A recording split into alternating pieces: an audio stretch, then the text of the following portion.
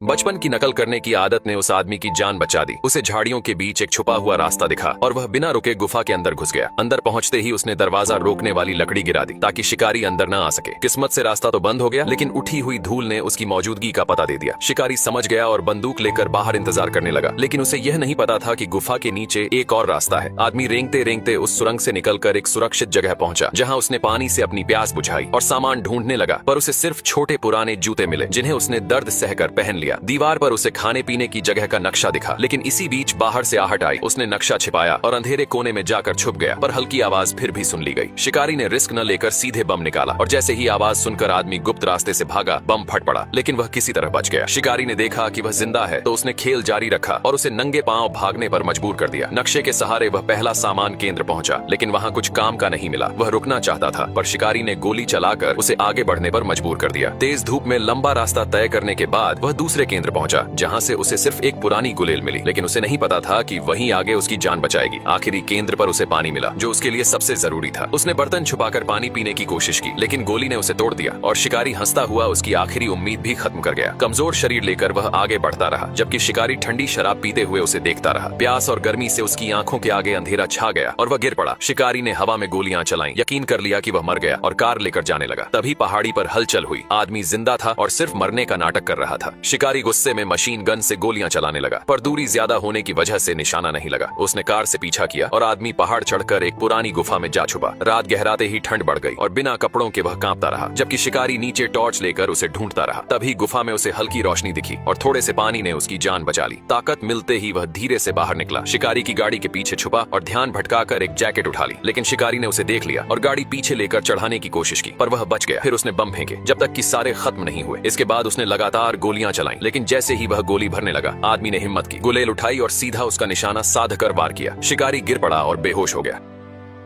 इस लड़की को लड़का सिर्फ इसलिए मार रहा था क्योंकि उसकी माँ इस दुनिया में नहीं थी। वह उसका मजाक उड़ाता, उसके चेहरे को चुटकी से खींचता। लड़की कुछ बोल भी नहीं पाती थी कि उसने उसे जोर से धक्का दे दिया और उसी पल उसका दिल जैसे चकनाचूर हो गया। आंखों में आंसू लिए वह सीधे अपनी माँ की कब्र पर पहुंची। मिट्टी को अपने हाथों से हटाने लगी, मानो उसे अभी भी कहीं न कहीं उम्मीद हो कि उसकी माँ लौट आएगी। उसके हाथ मिट्टी से भर गए, लेकिन दिल का दर्द और गहरा होता गया। वह कब्र पर लेटकर रोती रही जब तक थककर सो नहीं गई। जब सुबह उसकी आंख खुली तो उसने देखा कि उसकी बांह घायल है। उसके पापा ने प्लास्टर पर एक छोटा सा कुत्ता बनाते हुए कहा, माँ स्वर्ग चली गई है। उस छोटी सी बच्ची के लिए ये शब्द बहुत भारी थे। उसे समझ ही नहीं आया कि स्वर्ग जाना क्या होता है, जब तक उसके पापा उसे उस जगह नहीं ले गए जहां हादसा हुआ था। उसी पल उसे लगा कि अब उसकी माँ कभी वापस नहीं आएगी। कुछ दिन बाद उसने अपने भाई और चचेरे भाई को घास पर खेलते देखा। उसके चचेरे भाई ने खेल खेल में एक अजीब सा मंत्र बोला और गिरने के बाद उसका भाई जैसे अचानक जाग गया। ये देखकर लड़की को लगा जैसे कोई चमत्कार हुआ हो। उसने वह मंत्र चुपचाप याद कर लिया। अगली ही सुबह वह पहाड़ी पर पहुंची, ठीक उसी जगह जहाँ उसकी माँ का हादसा हुआ था। वह एक चट्टान पर खड़ी हुई, हाथ फैलाए और पूरे विश्वास के साथ वही मंत्र पढ़ा। उसे लगा कि बस अब माँ लौट आएगी, लेकिन शाम हो गई, अंधेरा छा गया और माँ नहीं आई। फिर भी उसने उम्मीद नहीं छोड़ी। वह रोज आती, मंत्र पढ़ती और दिल से माँ को पुकारती रही। एक दिन उसके पिता को इस बात का पता चल गया। उन्होंने उसे समझाया कि माँ कभी वापस नहीं आएगी और उसे मौसी के घर छोड़ आए। पर रात को भी वह बच्ची चुपचाप भगवान से दुआ करती रही कि एक बार, बस एक बार माँ वापस आ जाए। स्कूल में एक दिन उसके एक सहपाठी ने कहा कि अगर वह भगवान से बात करना चाहती है तो उसे 2 परीक्षाएं पास करनी होंगी। पहली, चलते हुए टायर से कूदकर एक बड़े पत्थर पर उतरना। उसने बिना डर के छलांग लगाई और पहली परीक्षा पार कर ली। दूसरी, अंधेरे कूड़ेदान में 5 मिनट अकेले बैठना। यह उसके लिए बहुत डरावना था, लेकिन माँ की याद उससे भी ज्यादा मजबूत थी। वह कूड़ेदान में चढ़ गई, लेकिन फिर भी भगवान की तरफ से कोई जवाब नहीं आया। अगले दिन सुबह सुबह वह फिर उसी पहाड़ी पर पहुंची। माँ की कब्र पर घुटनों के बल बैठकर उसने जोर से माँ को पुकारा। उसकी आवाज कांप रही थी, पर उसकी प्रार्थना सच्ची थी। उसने पूरी श्रद्धा के साथ भगवान से माँ को लौटा देने की दुआ की और तभी जैसे हवा थम गई और उसे लगा कि सामने उसकी माँ खड़ी है। वह दौड़कर माँ से लिपट गई। उसके आंसू बह जा रहे थे। उसे लगा जैसे उसकी सारी तड़प, सारी दुआएं एक साथ पूरी हो गई हों। यह कहानी सिर्फ एक चमत्कार की नहीं, बल्कि माँ के प्रति उस अनमोल प्यार की है जो कभी खत्म नहीं होता।